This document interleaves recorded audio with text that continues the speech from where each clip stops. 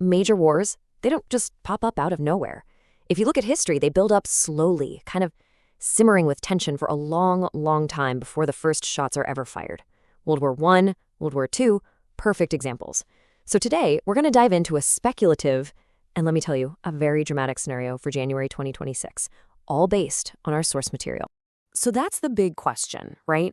Is the world on the brink of World War III? This is the core, provocative question our source is posing. It really sets the stage for this entire narrative we're about to walk through. A hypothetical future where, well, the old rules just don't apply anymore. The stakes, as you can imagine, could not be higher. So, how does this all supposedly happen? Well, the argument in our source material really hinges on what it calls the calendar of destruction. It's this super fast series of events in early January 2026 that it claims pushes the entire world right past the point of no return.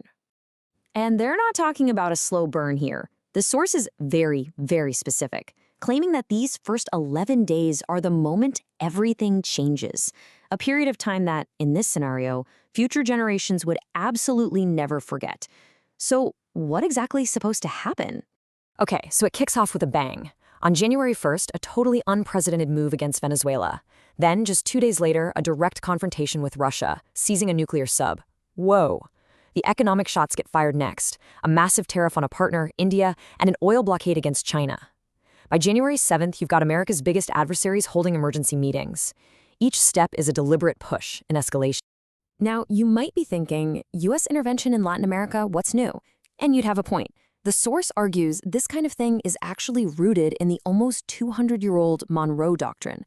But here's the difference in this 2026 scenario: the sheer audacity of it all.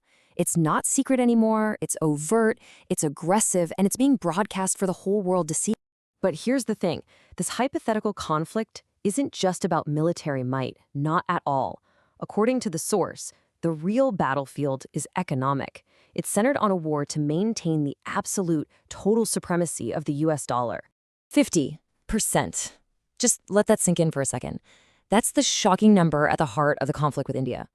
And remember, this is against a country that's considered a strategic friend, a partner. This isn't a sworn enemy. So why? Well, the scenario presented here suggests the official reason given is just a smokescreen. The real reason, it argues, is a powerful warning. See, India, a member of the BRICS nations, was trading for Russian oil in currencies other than the dollar. So this move, it wasn't personal, it was a punishment. It was designed to show any nation what happens when you dare to challenge the dollar's dominance. The source even gives this approach a name: Dollar Trump. And this is where the story takes an even darker turn. Because according to the source, this new aggressive posture isn't just for rivals anymore. Now it's aimed squarely at America's closest allies. Chilling, right? That's the alleged ultimatum delivered to Denmark, a founding member of NATO. The demand for Greenland, which is super rich in rare earth minerals, supposedly just shatters the entire foundation of the alliance. The message is crystal clear. Absolutely no one is safe. And just like that, the 76-year-old promise of collective defense is supposedly broken. This scenario imagines that countries like Germany and Poland suddenly realize they can't count on America for protection anymore, and they start scrambling to build up their own armies. The lines between friend and foe have completely vanished. Now, this conflict isn't just happening on land or at sea. The source then shifts focus to the modern, totally invisible fronts of this hypothetical war. We're talking cyberspace and outer space. Seriously, think about it for a second. One click, and an entire nation's power grid goes down. No ATMs, no hospitals running, no internet. It would be like a return to the Stone Age. In this scenario, Russia and China activate their cyber armies, threatening to destroy GPS satellites if they're attacked, and allegedly using technologies like Starlink in these new hybrid warfare operations. So how does all of this huge geopolitical chaos actually affect ordinary people? I mean, what does it mean for you and me? The source brings this grand narrative down to a very personal and, frankly, a very unsettling level. This right here, it speaks volumes about the fear.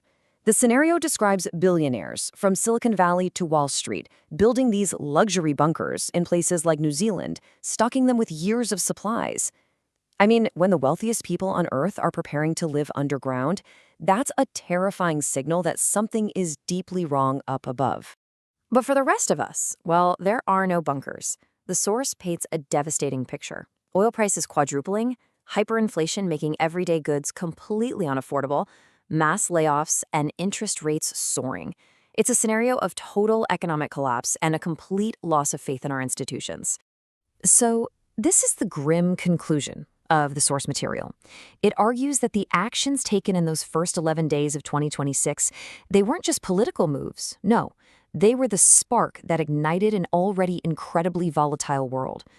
There's this sense of just dreadful inevitability. And so we're left with this final kind of haunting question.